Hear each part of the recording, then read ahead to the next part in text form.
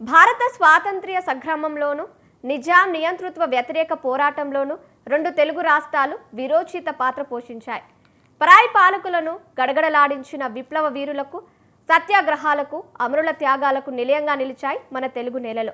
స్వాతంత్ర సమరంలో బ్రిటిష్ నిజాం పాలకుల గుండెల్లో నిద్రపోయిన తెలంగాణ, ఆంధ్రప్రదేశ్లోని ఆ చారిత్రక పోరాటాల కేంద్రాలు, వాటి విశేషాలతో రూపొందించిన మా ప్రత్యేక కథనం ఇప్పుడు చూద్దాం.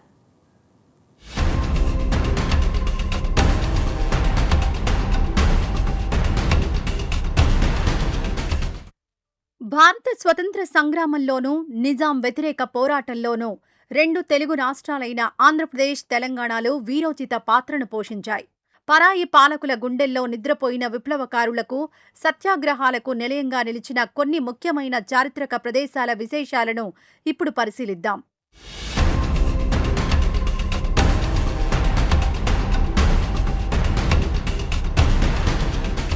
తెలంగాణ ప్రాంతంలో బ్రిటిష్, నిజాం వ్యతిరేక పోరాట కేంద్రాల్లో హైదరాబాద్లోని బ్రిటిష్ రెసిడెన్సీ అంటే ఇప్పటి కోటి మహిళా కళాశాల అత్యంత కీలకమైనది. ఇది ఒకప్పుడు బ్రిటిష్ అధికారానికి ప్రధాన కేంద్రంగా ఉండేది.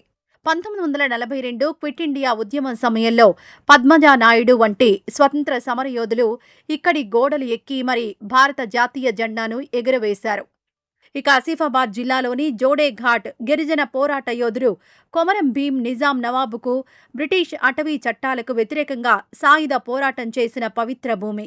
ఇక్కడ్నుంచే ఆయన జల్ జంగల్ జమీన్ అంటే నీరు, అడవి, భూమి అనే అమర నినాదాన్నిచ్చారు.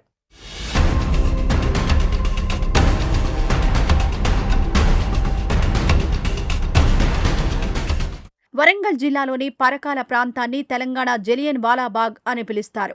సెప్టెంబర్ 2, 1947న భారత జాతీయ జెండాను ఎగురవేయడానికి ప్రయత్నించిన అమాయక ప్రజలపై నిజాం రజాకార్లు ఇక్కడ నిర్దాక్షిణ్యంగా కాల్పులు జరిపి దారుణంగా ఊచకోత కోశారు. యాదాద్రి భువనగిరి జిల్లాలోని చారిత్రక భువనగిరి ఖిల్లా చారిత్రక ఆంధ్ర మహాసభ సమావేశాలకు వేదికైంది.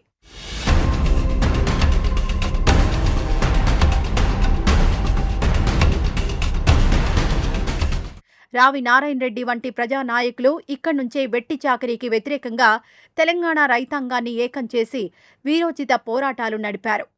హైదరాబాద్ నగరంలోని గౌలిగూడ ప్రాంతంలో అక్టోబర్ 24, 1938న మొట్టమొదటి ప్రజా సత్యాగ్రహం ప్రారంభమైంది. స్వామి రామానంద తీర్థ నేతృత్వంలో జరిగిన ఈ ఉద్యమంపై నిజాం పోలీసులు దారుణంగా లాఠీచార్జ్ చేశారు.